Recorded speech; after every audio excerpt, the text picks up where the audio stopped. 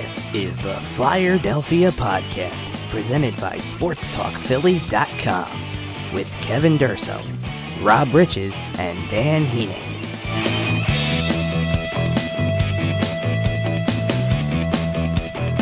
Hello, Flyers fans, and welcome into another episode of the Flyerdelphia podcast, part of SportsTalkPhilly.com. I'm your host, Kevin Durso, joined once again by Rob Riches and Dan Heaning. So this week on the show, we're doing something a little different. Obviously, we still have a few weeks before training camp and the preseason, and as that gets closer, we'll get into some of the narratives for the upcoming season. But with the Flyers recently celebrating their 50th anniversary season last season, we are going to take the next couple of shows, this week's and next week's, and look back at some of the great players and moments in franchise history. So on this week's episode, Rob, Dan, and I are going to have a Flyers fantasy draft and select basically our starting lineup, 3 forwards, 2 defensemen, and a goalie, from among the Flyers' greatest players. So here's the breakdown. We're going to do 6 rounds. Like I said, 3 forwards, 2 defensemen, and a goalie. And we determined the selection order at random. Rob did that for us within the last 24 hours, basically, before we were going to do the show. You're welcome. So, by the random order, the first pick is going to go to Dan. Rob's got the second pick. I've got the third pick. And we're just going to keep this order going. And the person on the clock is going to make their selection, give their thought process behind it. We're going to follow with pick 2 and pick 3 of each round, basically. And then after a couple of rounds, we'll do this after the first round, the third round, and our final round, the 6th round. And we'll all just kind of discuss the players that were taken, why some of them make sense at that spot. We'll kind of discuss the players that were taken throughout the round, explain our picks as we go, and then the group will discuss after a particular round just to kind of discuss all of the players that were taken in that round or over the course of a couple rounds, and that's basically how we'll do that. And then also at the end of the show, we're also going to, in addition to kind of looking over our rosters and our starting lineups, kind of look at the players that also didn't get selected that, well, unfortunately, we're forced to exclude because we're only selecting 6 players and no more than 3 at a particular position. No more than 3 forwards, 2 defensemen, and a goalie. So only 3 goalies are going to be selected, only 6 defensemen are going to be selected, and only 9 forwards are going to be selected. So we're going to have a lot of room and a lot of players who, when constructing a team, definitely would have gone if we were picking our 20 players that would dress for a game out of all the players in Flyers history. But we will discuss the players that we also didn't get to and some of the things that we like about those players, things like that. So with that, we're going to get it rolling. And Dan, you are on the clock with your first selection. Thank you, Kevin. I would like to thank Flyerdelphia and the Flyerdelphia podcast and SportsTalkPhilly.com for hosting this historical fantasy draft. With the first overall pick in the historical fantasy draft, the Dan Heaning Legends select Eric Lindros. Now, I went with Eric Lindros because there is no more dominant player in the history of the Philadelphia Flyers than Eric Lindros. Yes, Bobby Clark has more games. He has more points. He is Mr. Flyer, of course. But Eric Lindros, if you want someone for one game, if you want someone to dominate that game, it is Eric Lindros. He led this organization in points per game with 1.36, which is more than anybody else in the organization, nearly by a mile, because 0.3 is actually kind of a lot. Historically, one of the best point per game players in the history of the NHL. His goals created per game, per season, he has the top 4 out of the top 5 seasons. Only Mark Recchi is in the top 5. Eric Lindros has every other of the top 5 seasons and all those in goals created per game. If you're going to start a team, to me, you got to go Eric Lindros. All right, so there we go. Eric Lindros, the first pick of the Flyerdelphia fantasy draft, selecting from all the Flyers in franchise history, building our starting lineups. Dan takes Eric Lindros as his first forward selection and the first overall pick. And that takes us to Rob's pick. So, Rob, who are you taking? Well, like Dan, I would also like to thank Flyerdelphia and Sports Talk Philly for their hospitality for this excellent draft. Very historical. A lot of history is going to be made tonight. I'd also like to thank the fans back home at our draft party. Best fans in the league, I will tell you that, bar none. With the second overall pick in this Flyers fantasy draft, Rob selects out of AIK in Sweden, goaltender Pelle Lindberg. Certainly a controversial selection, I'm not going to deny that, but Pelle Lindberg, player who was basically destined to be a Flyer after emulating Bernie Parent throughout much of his youth over in Sweden, and a player who, not unlike myself during my childhood, spent a lot of it in a classroom scribbling a Flyers logo on his notebooks and whatnot, but this was a player who was absolutely, not necessarily in the first few seasons of his pro career, but he bounced back from his mighty struggles and established himself as the preeminent goaltender in the league. At the time of his untimely death, he was set to become one of the highest paid goaltender of all time. I believe the highest paid European player of all time as well. But his best season, 1984-85, saw him in 65 games for Mike Keenan win 40 games with a save percentage of .899 and a goals allowed average of 3.02. Let's keep in mind this was a very high-scoring era, the high-flying 80s. But he parlayed that into the Vezina Trophy and also helped lead the Flyers to the Stanley Cup Final for the first time since 1980, where unfortunately they couldn't quite get through what was a budding dynasty in the Edmonton Oilers. But Pelle Lindberg represented a tremendous chance for the Flyers and set them up for long-time success in goal. You can't really deny that. And it is unfortunate, rather, that he was taken from this planet when he was, but I have no doubt that Pelle Lindberg could have become the all-time best goalie in Flyers franchise history, bar none. All right, so we have our first two picks now. Lindros at first overall. Pelle Lindberg goes second overall. That's Rob's selection. So that puts me on the clock with the third overall pick and the final pick of our first round. And I will have to say I'm surprised at the way that the board has played out already. I did not expect to be in the position I am in right now. Everybody's going to try to play it from who they would pick if they had the first overall pick in the draft. And I have to, at this point, step up and make a pretty interesting decision, because really some of the players that are still on the board are obviously people who you would have picked first overall. I mean, there's arguments for everybody to go, or a couple people to go first overall. No question about it. But for me, with the third overall pick in the Flyerdelphia Fantasy Draft, I got to do it. I got to select from Flin Flon, Manitoba, Bobby Clarke. This is the quintessential Flyer. This is the captain, the leader of back-to-back Stanley Cup champions, the Hall of Fame numbers, everything like that. Bobby Clarke is the Flyers in a lot of ways. I mean, you think about those Stanley Cup teams, and you think about the Broad Street Bullies, you think of a toothless Bobby Clarke grin, and the way that he embodied that team, and the numbers also speak for themselves. I mean, just the way that he would bring the intensity. He was a very passionate player. He's the only Flyer to, as a member of the Flyers, actually surpass 1,000 points. So you look at all of those things, and just look at the fact that leadership is so valued. It's so important to any team. If I could start a team around any player on the Flyers, there's really only two that I could think of to do it, and Bobby Clarke is definitely one of those players for sure. So that's the end of the first round. So now, guys, let's sit here and discuss a little bit. We've got Eric Lindros, we've got Pelle Lindberg, and we got Bobby Clarke. So what are your thoughts, guys? I didn't expect to get the first pick, but in my mock draft that I did before the show, I had Bobby Clarke going first. So Kevin, you might have gotten a steal of the first round. I'm actually surprised, Rob, that you went with a goaltender this early. I like to build from the net out. I totally get that pick. He was already a well-known goalie in a sense because of he had an international career at that point in time. He had played with Team Sweden in the Olympics before, things like that. So he had a little bit of a history already and was becoming well known as a successful goaltender.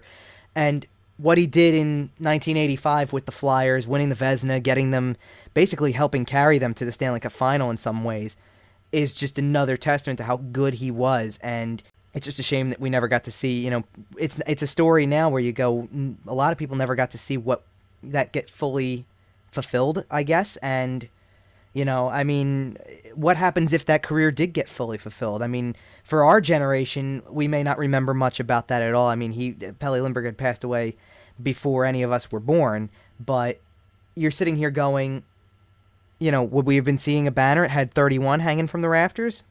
Possibly. I think so. I've said this before, that if you, I've said this on the site before, rather, that if you haven't had a chance to read the book that Swedish writer Thomas Tenander wrote, and actually was translated into English from one of the all-time great Flyer writers, Bill Meltzer, Behind the White Mask. I think it's not just one of the best reads you can, read about the Flyers. I think it's one of the best hockey books I think you could ever pick up. My thing wasn't so much, picking Pelle Lindbergh. It was just going goaltender this early in the draft. There's a lot of good players, and we're gonna get to them. But it took me aback a little bit, and also a little bit because that's when you think goaltender, and I'm not arguing anything against Pelle Lindbergh, but when you think goaltender in Philadelphia, you think Bernie Parent, a name that will probably come up in this draft. So I don't know. Make no mistake. Bernie Parent is the greatest goaltender to ever step in between the pipes in Philadelphia Flyers franchise history. That is not in dispute. But I think what Lindbergh represented, I think an often overlooked aspect is he actually had Parent as a mentor throughout his career. Parent was the Flyers goaltending coach, so he was learning from the best in franchise history. And I think he honestly represented a Hall of Fame career if he could have continued his career. Well, another thing I want to point out about Pelle Lindbergh also is the fact that, there was a big discussion about career goaltending wins in Flyers history because Steve Mason became the third to hit 100 this past season before he was basically shipped out of town. The top two on that list were fairly obvious, and then you sit there and you go, really, there's never been another one who even got to 100? And Pelle Lindbergh finished his career with 87 wins at the time of his death. So you look at how young he was already at that time, you're right. That was building towards a Hall of Fame career, because how many wins would he have had if he would have played another 5 years with the Flyers? Even if he only played 5 more years and then ended up on another team and didn't finish his career with the Flyers, how many wins would he have had? It would have been at least 150, possibly pushing 200, because it's quite possible. And he would have been right up there with the other two, and quite possibly in a position to pass Bernie Parent, which at the time would have been first all time. It's amazing how his passing affected everything, because the season after that, they went through a difficult transition. Mike Keenan pulled everyone in the locker room, and they had he had to share the news. They had to go through that season without Pelle Lindbergh. But then Ron Hextall came into town, and they went right back to the Stanley Cup final. Ron Hextall, a name that's probably going to show up in this draft as well. And it's just interesting that had things gone differently, what would have happened in to the goaltending position in Philadelphia if that car accident didn't happen. Exactly. And without trying to shift gears too much here, because we've been having a really good discussion on Pelle Lindbergh and his career and all of his, the potential that he had. I'll call it, I'm not shocked that he went high at all. It's more or less, if I had to pick a first overall pick, I'm echoing kind of what Dan said, that, yeah, you would think Bobby Clarke, and that's why I went with that pick third overall. But Lindros, I agree, had an element of his game that made him a commanding player. And, look, it's hard to pass on a Hall of Fame player, and he is a Hall of Famer. The one thing that I kind of have down about is I think people in our generation remember more of the later days of his career and the concussions and the injuries and the turmoil between Lindros and Flyers management. But go on YouTube and watch some mid-90s highlights. Honestly, watch 1995 Lindros highlights. Watch 1997 Lindros highlights and Legion of Doom highlights. And look at the way he played. Eric Lindros was a beast. And he was as dominant as they come when fully healthy at the top of his game. And he could do everything. He could score. He could set up teammates. He was physical. He was a presence every time he stepped on the ice. He was very much an excellent player in his own right, and had so much potential also, and it was a career that was marred and cut short by injuries. So you look at all of those things, it's not a stretch to pick Eric Lindros at kind of towards the top. I agree, we do think of Bobby Clarke first when we think of the Flyers, but Eric Lindros, in terms of player performance, he really was that dominant of a player when he first came into the league, and for the first several seasons of his career, make no mistake about it. There's a little bit of bias on my end to this because I grew up watching hockey and watching Eric Lindros. Those seasons that you mentioned, I watched those. His play in 1996-97 was absolutely phenomenal, even though he missed, was it the first 30 games? And then in that playoff, that was his best performance in any playoff ever. He nearly dragged that team to the Stanley Cup final. Now, in the Stanley Cup final, things went awry, but he was facing a future Hall of Famer, Nicholas Lidstrom. But there was no other player in the history of the Philadelphia Flyers that was quite like Eric Lindros. I can't describe him with any one player. When I talk to Flyers fans that are younger than I am, I used players that they would know. So I described him as he has the skills of Claude Giroux, he has the size of Chris Pronger, and he throws hits like Zach Ronaldo. And that usually got the message across. There are some players that when you look back on the long history of the National Hockey League, there are some players that have never had the opportunity to hoist the Stanley Cup. And I think to this day, it is an all-time shame Eric Lindros never had that opportunity. And let me add to this too, Rob, that Eric Lindros is the only player in the top 15 in scoring on the Flyers franchise that has played less than 500 games. And so Eric Lindros, 486 games in a Philadelphia Flyers sweater.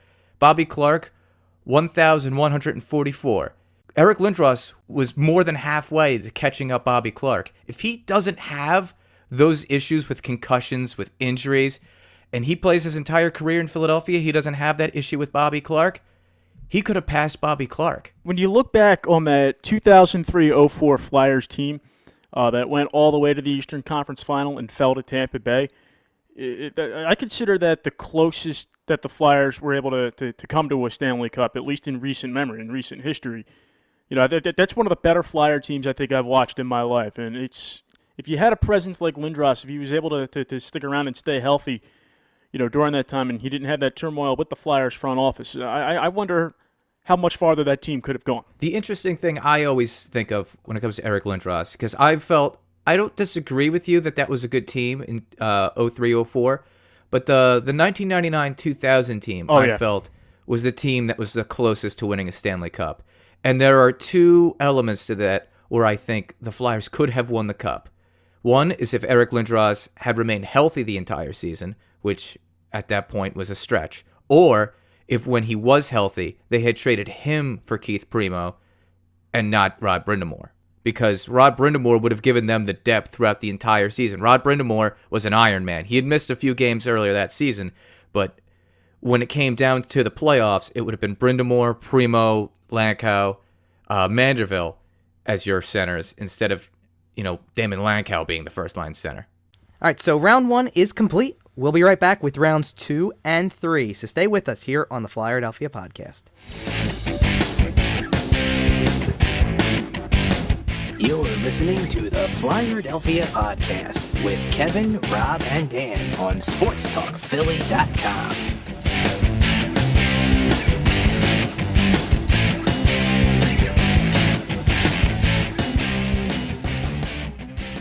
So each of us has made our first round picks to start our Flyers fantasy draft.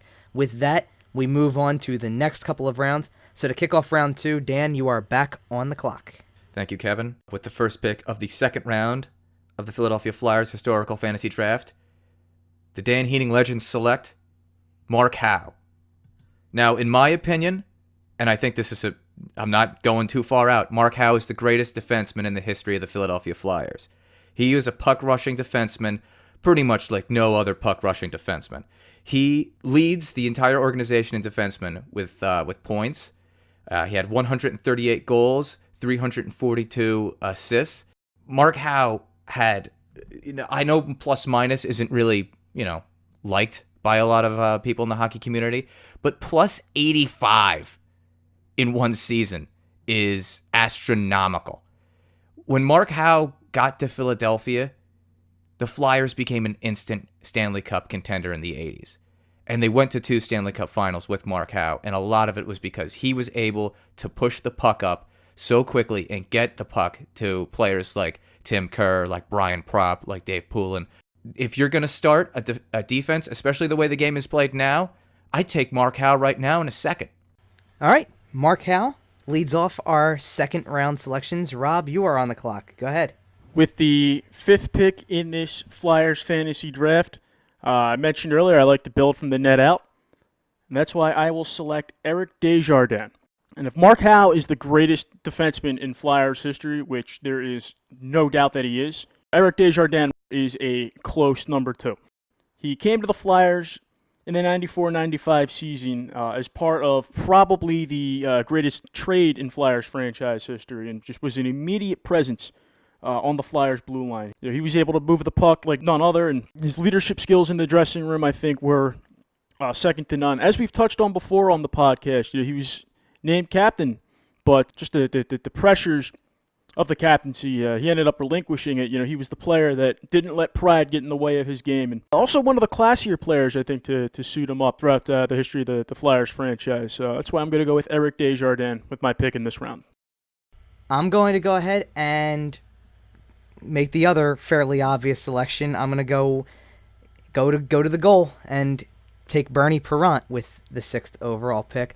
And I don't think any of us would argue if you were starting an all-Flyers team and had to pick a goalie, if Bernie Parent was your first choice. We kind of just said that in the last segment. Like I said, you look at the way that goal scoring is in today's NHL, and like we said, the equipment evolution, the fact that pads are so much bigger now than they were in the 70s. And you look at the numbers that Bernie Parent was able to put up, and it, quite honestly, is just simply phenomenal. He was so good at keeping the puck out of the net, and I think the number that stands out to me the most, 50 shutouts. The next highest total among Flyers is Roman Cechmanek with 20. So Bernie Parent had 30 more shutouts than any goaltender in franchise history. It's hard to even argue that, we were talking about what might have been with Pelle Lindbergh and things like that. Pelle Lindbergh had 7 shutouts in his career. It's hard to argue that he would have even reached 20 in his career, just given the way that it's a difficult feat. It really is. And you sit there and you look at among the 50 shutouts. And again, I think, most of these are regular season numbers. This doesn't include the 2 that clinch a Stanley Cup. The 1-0 in Game 6 of 74 and the 2-0 in Game 6 of 75. I remember that when there was a documentary, and I don't know if it was the Broad Street Bullies documentary or if there was a Flyers history documentary, but there was a quote that I can't remember who said it on there either, but that Phil Esposito said to one of them in the middle of a faceoff, "We're not scoring on that guy today." And that's what Bernie Parent brought to the Flyers. An element of being able to completely stymie opponents, and had a very good goals against average, again, for a time when padding wasn't what it is today. And scoring, the way players shot, the way players skate, the speed of the game, it's totally different now than it was 30, 40 years ago when Bernie Parent was playing in his prime. And Bernie Parent still had a 2.42 goals against average. It's amazing. He's just simply, to me, next to Bobby Clark, probably the greatest player the Flyers have ever had. I like both of your picks. And they're probably the 2 best trades in the history of the Philadelphia Flyers. One, to get John LeClair and Eric Desjardins for Mark Recchi, completely turned around the fortunes of the Philadelphia Flyers in that 1994-1995 lockout shortened season. And then getting Bernie Parent back, if the Philadelphia Flyers don't do that, they don't win a cup, let alone 2. Yeah, it was Ed Snyder has gone on the record before and flat out said that the first trade that sent Bernie Parent to Toronto was one of the most difficult moments of his career. I think he said he actually cried like a baby when that trade went down. But he said that without that trade, there's no way the Flyers win a Stanley Cup. Only the Lord saved more than Bernie Parent. Quite possibly very true. But I can't argue with your picks either, both of you guys. I'm in agreement. I think Mark Howe is the greatest defenseman this franchise has ever known. And one of the things that really stands out to me about him is he's no Ivan Provorov, but he's all right. If Ivan Provorov turns out to be half as good as Mark Howe was, I think that's still a big victory. Absolutely. But I think you look at Mark Howe, and Dan, you brought it up because you brought up the number of assists he had in his Flyers career, and you look at the total, it's 9th all time on the Flyers, not 9th among a position or anything like that. He's leading defenseman, and then there's only 8 forwards who had more assists than Mark Howe did. That's incredible. I kind of feel like Mark Howe was a little bit of, you recognize him now as a Hall of Famer, but I don't feel like people did for a bit of time, and he was way better than that. You look at the highlights, you look at the way he could skate, it's really he's really one of the originals to me among what we talk about today with mobile defensemen. And I know, at one point in time he was a forward for a little while and things like that, but as a player who was a defenseman who could still be offensive-minded, it's something that's so relevant to today's game that at the time, it was still relevant because you look at players back then and you go, Bobby Orr could do things like that. And then as it developed along, there were offensive-minded defensemen that just keep rolling through, but Bobby Orr was really the most well-known. And you look at Mark Howe, and the fact that just the way that he could skate, the game was starting to get faster at that point. And, Mark Howe had to play with this team in Stanley Cup Finals against some of the best players ever in history, in hockey history. When you go up and you have to oppose Wayne Gretzky constantly, that's quite a task, and that's quite an ask of a player. So I totally agree. And then to go follow off of Howe and go to Rob's pick of Eric Desjardins, I agree. Again, another very good leader, another good locker room guy, another quality player. Again, you're talking about the trade, things like that. Yeah, that trade was a game changer, and it brought over a very good defenseman, somebody who I think as the years went on, early on he was a hit, and then I feel like he was underappreciated at times, just because he was a good all-around defenseman because he could play on the power play and he could quarterback a power play, but he was a good defensive defenseman as well. And I think that people wanted him to be more of one than the other, or wanted to see him still be a good defensive defenseman, but be even more involved in the offense because he was a leader and because he was a captain. You look at the way that, you're asking him to be a leader, but you don't want him to change his game too much. So I thought Desjardins did things like that very well, and I'm in full agreement. You look at those two, I don't think you find much better than that in Flyers history, that's for sure. I think that one of the biggest problems that Mark Howe had to deal with, and it's not a problem that it's not an indictment of him by any means. I think it's more the circumstances, but it's that he was playing in an era of defensemen in the NHL that included guys like Rod Langway, Paul Coffey, and Ray Bourque, because those are guys who all won the Norris during Howe's prime, and Chris Chelios as well, whose name I don't really like to bring up unless I really have to, but. I think that's the biggest problem that Howe had to face, is that he was one of the greatest defensemen of his era, and he just couldn't get the Norris Trophy recognition that he absolutely deserved. Didn't get the NHL 100 recognition that he deserved, too. Mark Howe that's definitely... an all-time snub. Yes.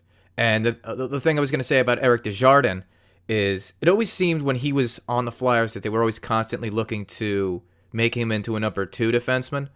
They were always looking for that other guy that could be the number 1 defenseman, like Ray Bourque. In the 1997 season, they acquired Paul Coffey. But no matter who they got, Eric Desjardins was always better. And that's the type of player that you love. He adapts. He's like, oh, you brought this guy in? You think he's going to be better than me? No, I'm just going to up my game a little bit more. All right, so let's go ahead and do round 3. Dan, you're back up. So with the 7th overall pick in the historical fantasy draft, the Dan Heating Legends select John LeClair. Now, I took Eric Lindros, so why not complete the duo? John LeClair, aside from my own personal bias of having watched The Legion of Doom as a child, 3 straight 50-goal seasons, and then 5 straight seasons of 40 or more goals in a single season, 97 points in 1996, 1997, one of the best power forwards to ever play for the Philadelphia Flyers. He was impossible to move in the front of the net, and he had a slap shot that if it didn't go through your glove, it might take you into the net. And I can recall I believe it was a playoff game against the Buffalo Sabres, where he fired a slap shot from inside the circle, and it went through the net. It went past Dominik Hasek, but it went through the net.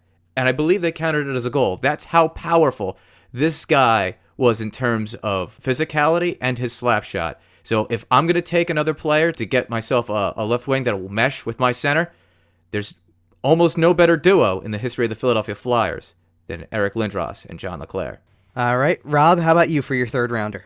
With my 3rd round pick, I'm going to take the B component of the famed LCB line, Bill Barber. It's not enough that Bill Barber's played every game of his 903-game career as a Flyer, but he is one of the most prolific wingers to lace him up. He scored 420 goals and 883 points.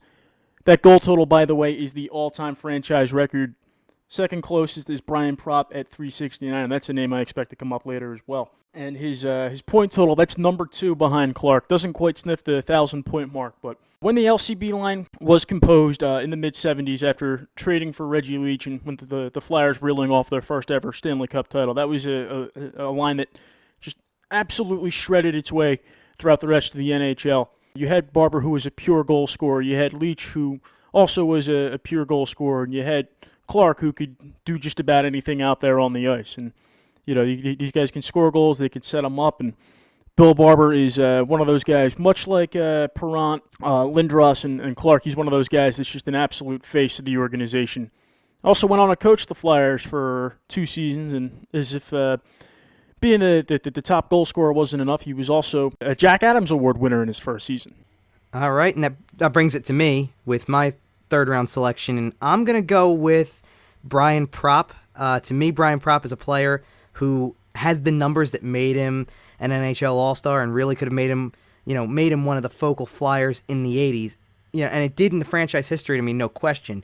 But kind of like I'm going to echo what I said about Mark Howe a little bit, or what we've been saying about Mark Howe. This is a player I feel like you don't hear as much about outside of Philadelphia, and you look at the numbers and the abilities and wonder how that is. Brian Propp is second all-time in goals on Flyers history with 369. He was third all-time in points with 849. You look at that, and, again, a power play guy. He had 103 power play goals, second in assists. He's right at the top of every category. I think about players that get discussed, or we talk about, when Eric Lindros went into the Hall of Fame and Mark Recchi's going to go into the Hall of Fame this upcoming year, things like that. Brian Propp, you look at the numbers, at least among Flyers history, and you look at some of the career numbers, and you sort of compare a little bit. It's not extreme, but you look at Lindros' totals and the track he was on. Yeah, Brian Propp wasn't quite the point per game player, but he was certainly a game changer for those 80s teams, no question about it. And the fact that he ranks so high in everything in franchise history to me says so much about his place in this team's history. So I'm going to go with Brian Propp there with my third pick. The interesting thing about this round to me is when I was coming up with my boards, I had in left wing ranked 1 Bill Barber, 2 Brian Propp, and 3 John LeClair. So I guess in terms of my own board, I was reaching in this round, guys. I don't know. To be honest with you, I felt like both of you guys kind of stole a pick before me, because, and this is not a slight on Brian Propp at all. I'm thankful to have him on the team. Quite honestly, being that we're just selecting forwards, we're not actually constructing a line, and it's not to say that I wanted to break up either the Legion of Doom or the LCB line. It's more or less I liked Brian Propp, but I would, eyeing this round or eyeing a wing type player, I had LeClair first. Quite honestly, not as the best, because to me, LeClair was far from the best all-around player on his own line, let alone, on the team. But he was definitely one of the best snipers that this team has ever had. And then, for a second there, before Rob made his pick, I kind of sat there thinking, well, if I'm not going to be able to go after John LeClair, I might as well just keep the Hall of Fame gang going, because I already have Clark and Perrant, so I might as well throw another Hall of Famer on there and get Barber if he's available. And that got thrown out the window too, but I'll take Brian Propp any day of the week. Not in the sense that, like I said, you're looking at the other two, and they're excellent players. And the thing is, I talked about power play goals. By the way, this is the cool thing to me. Power play goals, the players that we just picked in this past round are ranked 2, 3, and 4 in franchise history, and in game-winning goals 1, 2, and 3. Not quite in that order. Brian Propp's 1 goal ahead of Bill Barber. For second over third, and then LeClair leads that with 61. So to me, I don't think there was really a bad way to go in any of this. I think all 3 are great players, and any lineup works having them in it. Funny story about Brian Propp. When I was in about 8th grade, he was doing an autograph signing at a local Chevy dealership. So I went with my dad and my brother, and a real nice guy, but it was kind of the end of his signing. So we kind of went to this somewhere behind the dealership, some little, little service road or something. But he's like, hey, let's play some hockey real quick. And I got in goal, and we were just kind of messing around, shooting around for a little bit, and I made a few saves on him. Granted, it's not like he's, trying his hardest out there, but, there's not a lot I can say, but I can say that I made a few saves on Brian Propp. I think it would be a compliment to say you got scored on by Brian Propp. I think you did a little bit more of that. All right, so we're halfway through constructing our lineups. We'll be right back with the final 3 rounds of the Flyers Fantasy Draft here on the Flyerdelphia podcast. Stay with us. You're listening to the Flyerdelphia podcast with Kevin, Rob, and Dan on SportsTalkPhilly.com.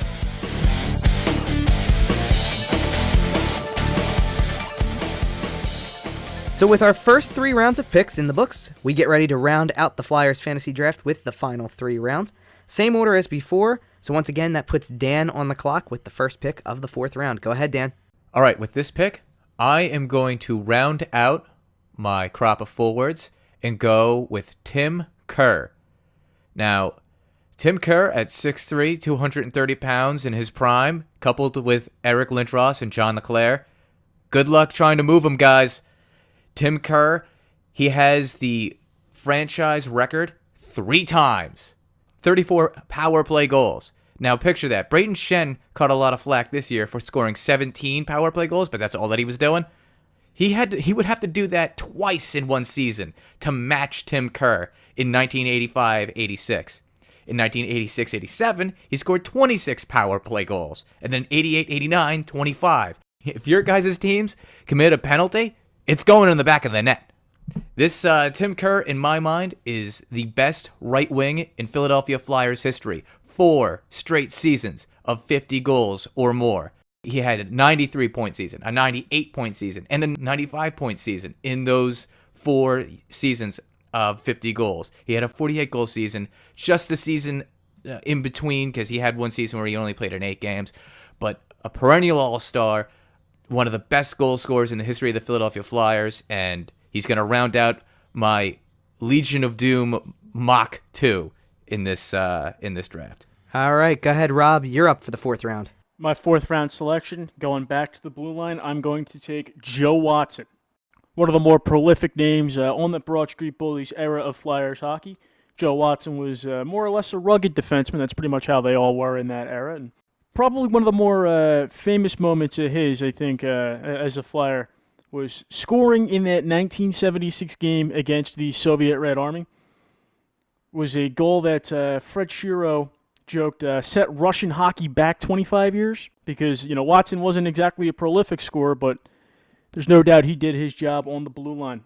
Played in 746 games as a Flyer, only scoring 36 goals and 198 points, and also had the chance to play alongside his brother Jimmy. But very prolific defenseman to play for the Flyers, Joe Watson, and that's why he's my pick in this round. That puts me on the clock in the 4th round, and ironically enough, Rob, we were thinking I don't want to call it opposites. It's not quite opposites, but we just picked different brothers. I'm picking Jimmy Watson. I need to start to fill out the blue line a little bit here, and I'm going with a guy who, to me, was really among, especially in a couple of years over the 70s. He won the Barry Ashby Trophy twice. He was an All-Star 5 times. Jimmy Watson really was a fixture of the blue line, and especially after Barry Ashby was not playing anymore and his playing days were long gone. And alongside his brother, that made them quite a pairing. And you look at some of his numbers, he was a little bit more gifted offensively. Not a ton, but he was certainly more gifted. He had 9 goals in the 78-79 season. He had 36 points in the 75-76 season. Things like that. Never really one to put the puck in the net as much. He only had 38 goals in his NHL career. But I look at something, and Dan kind of touched on this earlier, that, plus minus isn't everything in hockey anymore. But you look at it at Jimmy Watson's plus minus numbers, he was a plus 295 in his career.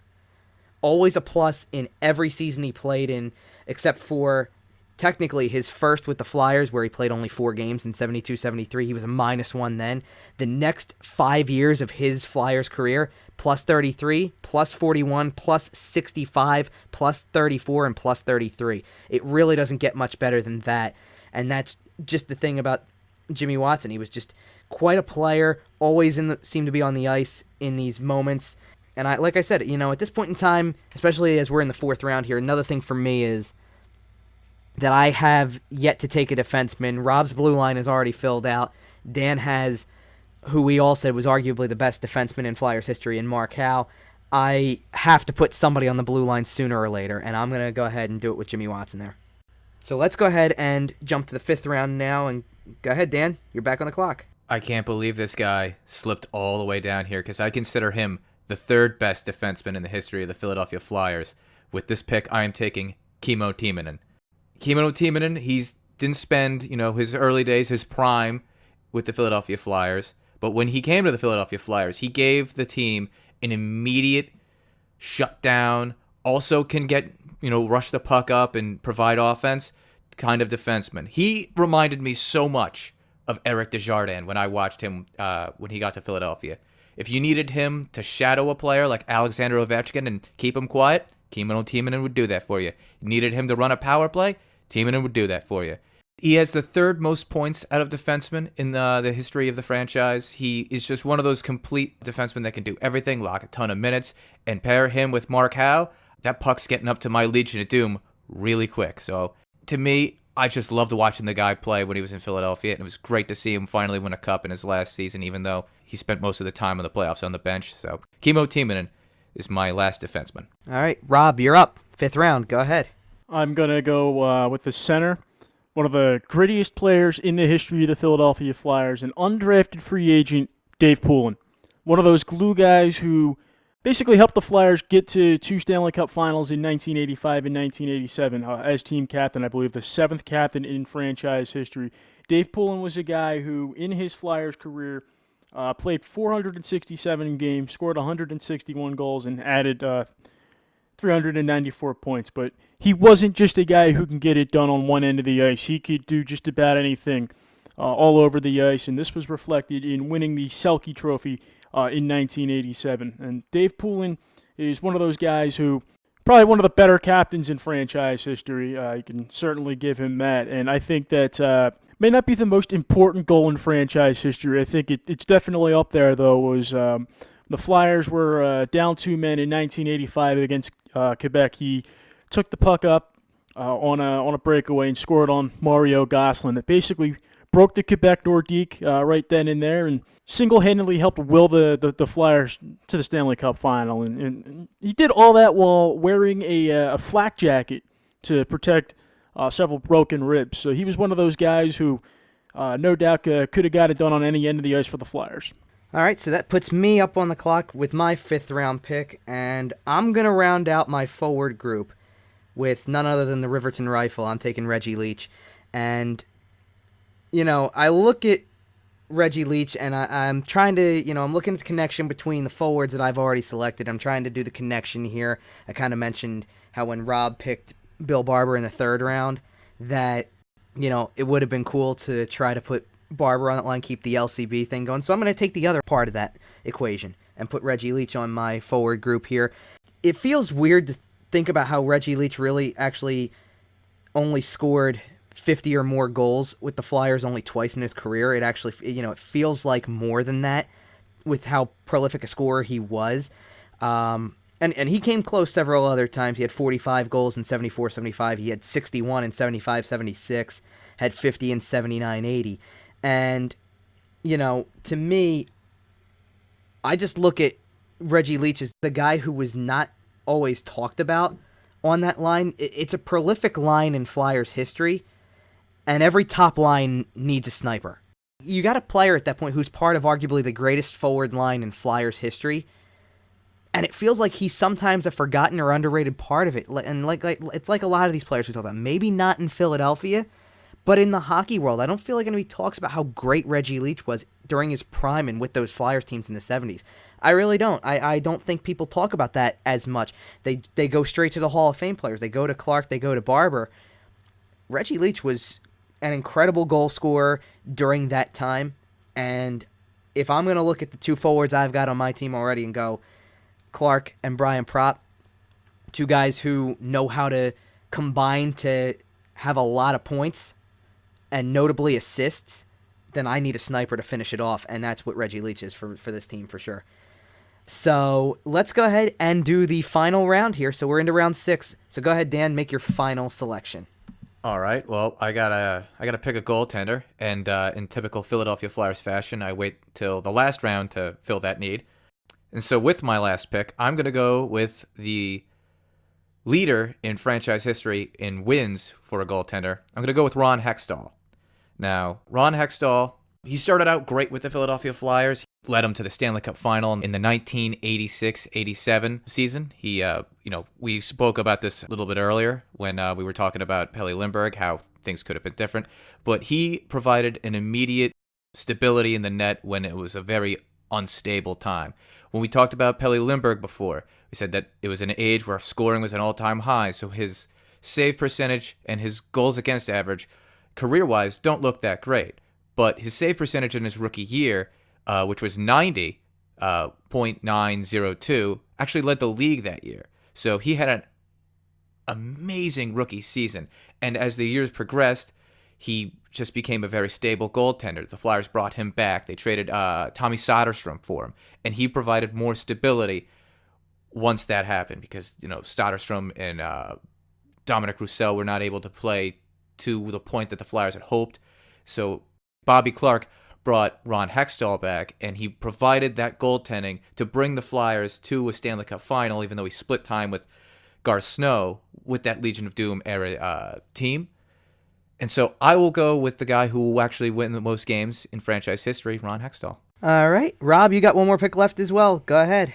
Going to round out my forward group, and I'm going to go with one of my favorite Flyers of all time and a player who will enter the Hockey Hall of Fame this year, much deserved, Mark Recchi. Very, very, very long and rewarding career from Mark Recchi, but of his storied career, the team he spent the most time with was the Flyers. He spent 10 years in the orange and black, 602 games, 232 goals, and 627 points.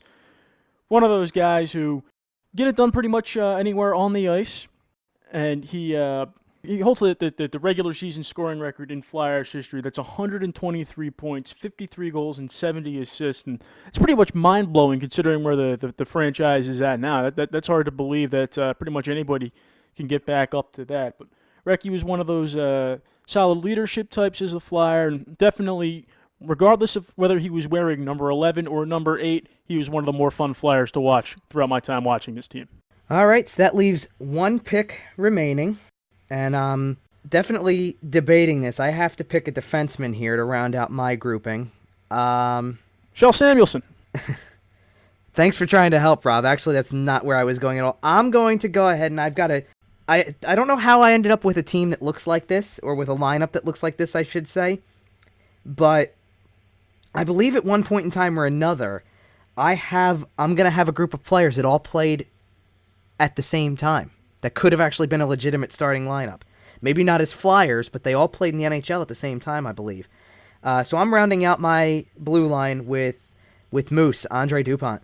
Just because of the fact that I'm looking at some of the defensemen we're taking, quite honestly, after picking Jimmy Watson, my goal was to try to land Timonen in the late round. But Dan got there ahead of me, and that's the way these things go sometimes. That's why we're having fun with this fantasy draft. But to me, I look at Dupont. He wasn't the biggest scorer. He ranks 11th among defensemen in Flyers history with 177 points. So he wasn't quite the defensive scorer, not along the likes of Howe, Desjardins, Timonen, guys like that. But this was a reliable player and certainly a fixture to the blue line in the 70s. And to me, kind of like what I did with the Jimmy Watson pick too. You want to be careful about defensemen, or not be careful, but you don't need to get somebody who is over the top offensive sometimes. I look at some of the teams that we've got, and you look at Dan's team, and his blue line is flooding with great, offensive-minded defensemen, and they were good defensively too. They were good all-around defensemen, and that's a great thing to have. I've got, at this point, I'm picking a player who, over his NHL career, had 59 goals, so he wasn't a prolific goal scorer, but he could.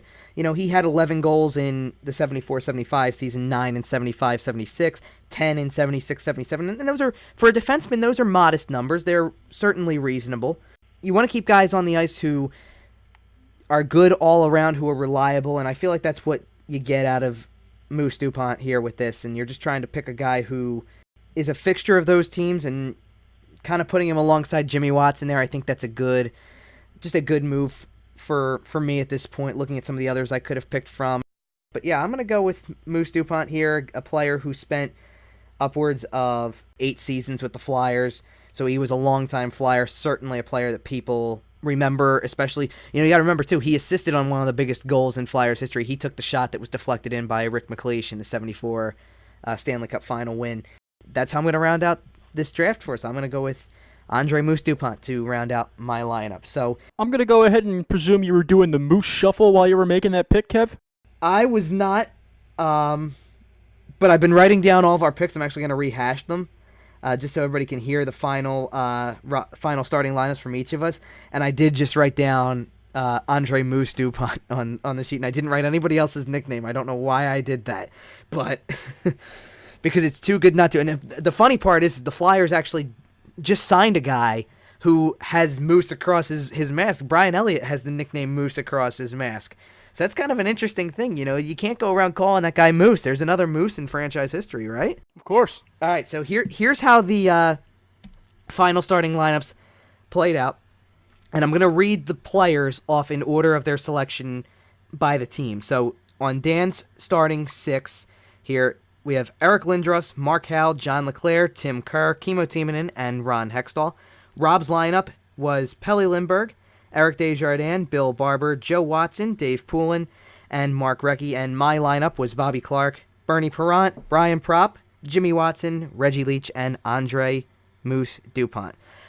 So, guys, looking at these groupings, we can talk a little bit about the last 3 picks that each one of us made just now, and also some of the players that didn't get selected. I'm actually kind of surprised that Rob went with Dave Poulin, because when I was doing my board for centers, I had Rick McLeish going 3rd, Ron Brindamore 4th, Claude Giroux 5th, and Pelle Eklund 6th. So Dave Poulin was actually kind of low on my board. Now, I could have led the league in Pellies, but I opted to not go that direction. I wanted to go with Dave Poulin. And it was a tough decision. The decision between Poulin, Brindamore, and McLeish was not an easy one. I think that might be my hardest decision since the Lindbergh-Parent decision earlier in the draft. Yeah, and I have down on my list still, after we got through the obvious picks and we took care of some of the top ones, I ended up picking Leach, who I still had at the top of my list. Tim Kerr was next down on the list. Mark Recchi was next. And honestly, when I picked Reggie Leach in the 5th round, I toyed with going with Recchi then, just because I thought he was also a good complement as a right winger. But after that, I didn't actually have Dave Poulin written down among my grouping. I had Rick McLeish next. I had Rod Brindamore on mine. Another forward that I had on my list, and this kind of dips into wingers, but I was kind of going across the board here, but I had Simone Gagne written down as well, just as an option, because, again, it's a player who I think people forget about fairly easily, and that's a recent player who had really good scoring ability, who people tend to forget about when it comes to discussing the team sometimes. Don't you think, guys? Yeah, Gagne was 4th on my board. The Flyers are very top-heavy, history-wise, in terms of their left wing. Bill Barber, Brian Propp, John LeClaire. I can't imagine turning down any one of those players for Simone Gagne. Exactly. And Simone Gagne, he's not a guy that was very versatile when he played. You couldn't really play. He was a natural center in juniors, and he went to left wing because there was no room for him at center. I believe they tried to put him at center because Rod Brindamore was hurt earlier that year, but it just wasn't a fit. So it wasn't like you could put him at center, and plus center was even more deep than left wing. So the only position would have been right wing, and the Flyers are deep at right wing too. So it's just one of those situations where, yeah, I loved watching Simone Gagne play. He had some of the most clutch goals in the history of the franchise, but it just wasn't enough to push him above LeClaire, Propp, and Barber, who were clutch in their own eras as well. Yeah, and one of the things that I think about when I put Gagne on the list in the first place is that was kind of after I got through, I'll call it my top 9 almost, because of the fact that I knew we were only going to be picking 9 forwards in this thing. And my thinking is that if you had to really pick, if we had 2 more people doing this, or we said let's build a second line, I would absolutely want Simone Gagne in that lineup if I had to do another forward line. But with me being limited to 3 and with all of us being limited to 3, you're right. How do you pass up on Brian Propp or Reggie Leach or Mark Recchi or Tim Kerr or, I would have gone with even a couple that we didn't, like I said, a couple we didn't take beforehand. You got Rick McLeish that didn't get taken. I would have ended up picking him. Guys like that. A guy like Rick Tocchet, too. Yeah, you could throw him into the mix as well. Absolutely. I felt that Rick Tocchet, he was one of those players that was born to be a Flyer, and you could just tell it when he was in Philadelphia. And he was one of those players. Remember our conversation about Claude Giroux? Did they waste Claude Giroux's prime? Rick Tocchet, a lot of his prime in Philadelphia was on not that great teams, and he had some really great seasons that, like in the late 80s, early 90s, before he got traded to Pittsburgh and had an amazing year with Pittsburgh. But Flyers fans don't really want to focus on that. But that's another player. And then there's former Flyers commentator Gary Dornhofer. He was a great right winger. Like we said, we were looking at such a small sampling here, and this is why we're talking. We could go into a lot of players who were great players or valuable players to the Flyers over the years. It's just so hard to narrow it down to 9 forwards, 6 defensemen, and 3 goalies, and sit there and say these are the definites, because we're going to pick players, and that's part of why we did this too, because one of the things we're going to do is we're going to put these lineups on the website on Saturday, and the podcast comes out on Friday. So we'll put these on the website on Saturday so everybody can kind of judge for themselves, which one of our teams is the best or has the best shot of winning a game or against each other or whatever, however you guys want to spin it. And then also, who did we leave out that you guys are going to say, may say, why didn't you mention this player at all? Or if we are mentioning them now, why didn't we take that player? It's always up for discussion. It's a great discussion. That's part of why we're having it. And we've talked a lot right now about the forwards in this grouping, because you could go through a lot of them, forward-wise too. I mean, here's the thing. One of the forwards that we haven't mentioned yet, what about at center and talking about the current captain, Claude Giroux? I mean, it's not to put anything down or anything like that, but, we just talked about Giroux's future in last week's podcast and talking about how he's so scrutinized as a player oftentimes, things like that. And we talked about his little bit of being on the downswing a little bit, regression, so to speak. And at the same time, he's got 575 points in his career, all with the Flyers, obviously. And that puts him at 10th on the points list already. And he's going to be 30 this year, and he's still got 5 seasons left on his current contract. But does he get to play all 5? That's kind of what we were discussing last week. But even if he gets to play 4 of those, how many points will he end up with? And where is that going to put him? You got to realize he's pretty much within 100 points. He's within 100 points already of being 5th on the all-time list, and a little under 100 from being 4th. It's pretty impressive. Yeah, if I had drawn the third pick in each draft, Claude Giroux would have been a definite possibility that I was looking at. I had him 5th on my board, but it was just comparing, because let's say in that situation, like Rob ended up with Lindros and you still had Bobby Clarke. I was kind of looking at the aspect of what kind of player would I want going up against those two players, because I know I'm not going to get the offense of a Lindros or Clarke, because Rick McLeish was a great offensive player, but he wasn't on the same level as Clarke or Lindros. So my idea of having a center, if I had drawn that third pick, would have been Rod Brind'Amour, the type of guy who would have kind of shut you down and then tried to score a goal. And Claude Giroux was interesting in that regard because he's very reminiscent of Bobby Clarke, maybe not the same kind of toothless grin attitude. He's still got all his teeth and all that. I don't know. Do I have him over a Rick McLeish or Rod Brind'Amour enough that in this situation, you pick him over those two players? Yeah, I didn't in my case either. I would have picked McLeish or Brind'Amour over Giroux, and I had them higher than Giroux.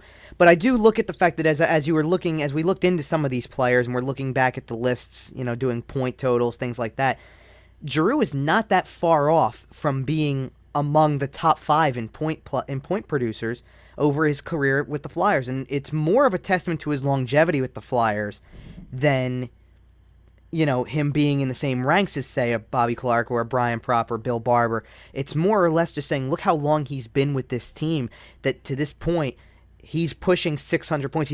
Let's this way. It would be absolutely shocking, or, he'd have to have an injury-shortened season, quite possibly, to not get the 25 points he needs to hit 600 this year. So within another 2 years, Claude Giroux could be 5th all-time in points in franchise history. Yeah, that's also based. Oh, because look at how many more games he's played already than the players above him. Sure. He's played 20 some more games than Brindamore, 50 some more games than Recchi. I mean, it's nothing wrong about playing a lot of games franchise wise, but it's just it kind of, I don't want to say it devalues it, but once you see a player like Lindros, whereas Claude Giroux, he kind of has that slightly under a point a game pace. Like even Brindamore was a little bit more a point a game type player. It's not a bad thing, but it's just, does the point total make him a top 5 player, or is it just, just puts him in the echelon of just being a top 5 point producer for the Flyers in franchise history? Well, one of the things that I see when I look at Giroux's numbers too is shift gears for a second and go from the points total to the goals total. We're talking about Giroux being already in the top 10 essentially in points and pushing for 9th, maybe even 8th in another season or two, and getting closer to the top 5 in another season or two. Then go to goals scored. Giroux's at 180 goals, and actually that puts him right behind Jeff Carter at 16th all time. He's 1 goal behind Carter's 181, and then you can start working up the ranks a little bit. And again, you look at Giroux right now. Giroux is a 20-goal season away from having 200 in his career, and that all of a sudden vaults him into 14th instead of 16th. He should be able to catch Gary Dornhofer at 202. But the thing is that when you look at a player, his career high in goals was 28 twice, and I think the way that his goal scoring went down last year to really almost, you could even say, it was probably an all-time low, given the fact that the only lower totals he's had in his entire career are 13 goals in the lockout-shortened 2013 season, which at that point in time, if he would have played more than 48 games, he would have probably broken 20 goals again. And then 16 in his first full season in 2009-2010, and again, different role. He wasn't playing first-line minutes at that time. That was a great total for him at that time. Like what we talked about last week, if you bring his role down in any way or change his role up as it goes, and you're looking for him to be maybe averaging in that range of 15 goals a year, he's not going to get past maybe 250. The thing that is attainable for Claude Giroux, he has 395 assists. He's 5th, tied for 4th in franchise history. Brian Propp is 480 in terms of second. He's not catching Bobby Clark with 852, but 85 assists over the course of the next 5 years, very obtainable. Yeah, for sure. He could definitely make it to second all-time in franchise history in assists. If he keeps having the assist rates he's had in the last few years, he should get to that mark possibly within 2 seasons. His last 2 seasons, he combined for 89 assists. So if he keeps hitting that 40 to 45 mark, he's going to be right there within 2 seasons. Now, one thing I did want to bring up with you, Kevin, is you had the unenviable task, and at least in my eyes, of picking the last defenseman. Because on my board, I had Howe, I had Desjardins, I had Timonen, and then the Watson brothers. And then to me, 6 through about 13 was interchangeable. You could have went any way you wanted. Yeah, I felt that way too. I had, at least written down among them too. And the thing is that I didn't really factor points into it at that point in time because it was hard to pick one. I still had Brad McCrimmon down. I had Chris Therien down. I had Ed Van Imp down. You could have argued that you would go with I agree with Rob. Kjell Samuelsson was one that was reasonable. You could have gone a lot of different ways with it. Bob Daly would have been a decent one.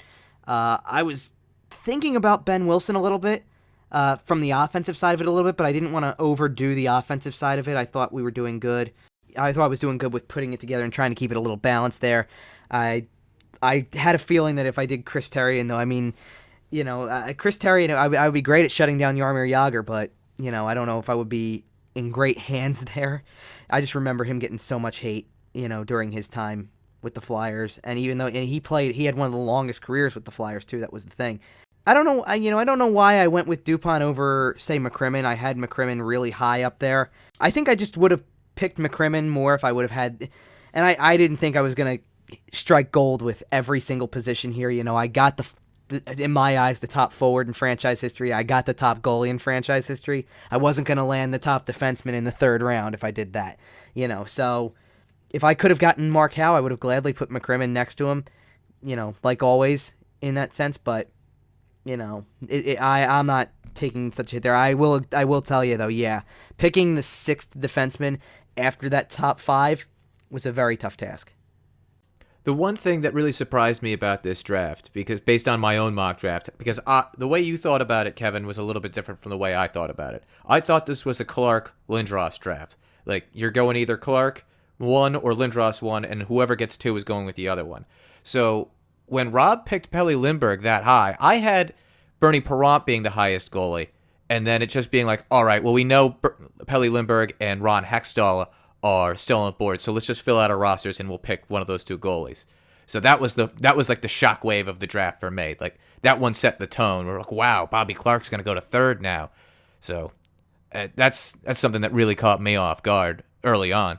Yeah, I mean, I agree. And Dan, I thought your strategy was pretty good because of the fact that knowing that it was a 3 goalie draft, since we were only 3 people picking among this, once the other 2 went off the board, you could focus on everything else and leave it because you knew that you were going to have Hextall there for the end. And that's a cool way to go about it. Just because of the fact that you were able to get your forward line constructed within the first 4 rounds, you had a standout defenseman. If I had one pick to do over again, and it's hard to look at anybody and sit there and go, I wish I didn't. These are all great players. I probably would have taken Timonen in the 4th round and seen what I could have gotten with Jimmy Watson later. I was trying to lean towards somebody more stable from that 70s era to start, and then I was going to try to round it out with Timonen in the 5th and couldn't quite do it. But no, I mean, I think we really did a great thing with this. I think this was cool. We'll post a podcast on Friday. The lineups will go up on the website on Saturday. So take a listen, see how we picked and the order that we picked our players, and then see the final lineups as well, and then tell us what you think. If there was anybody we glaringly left out, we kind of already said, yeah, we glaringly left out Rick McLeish. And again, it's only because we could only pick 9 forwards total, and some of us didn't have space at the end when McLeish was still there. Think about that too. If we were picking, I could have picked McLeish in the 6th round after Rob filled out his forward group. I didn't have any forward spots left. And same thing, Dan didn't have any forward spots left after the 4th round, so we kind of were stuck leaving people out. And that's the thing. But I got the goalie I wanted. I definitely got the goalie I wanted. Well, Ron Hextall was one of the first goaltenders I saw, and when I used to play goal in like little pickup games or whatever, I used to model myself after Hextall, and also the temper, same thing. But Hextall was the goalie I wanted all along, so if you can get that guy that late in the draft, it's a good way to go about it. So, like I said, we're going to post all this on the website. The podcast will be out first. The lineups will be out secondary on Saturday. So go ahead, tell us what you think. Feel free to construct your own lineups.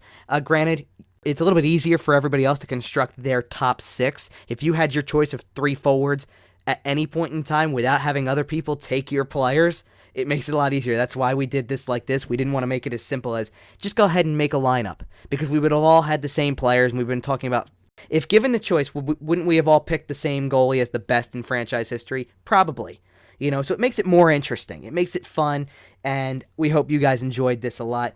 And like we said, there you have it. We all have our starting lineups consisting of the greatest players in Flyers history, and a few that we had to talk about after the fact that we didn't put in our lineups, but certainly recognize as great players in franchise history as well. And that's going to do it for this episode of the Flyerdelphia podcast. We want to thank everyone for listening. Be sure to subscribe to the podcast on iTunes and Google Play, and subscribe to our YouTube channel.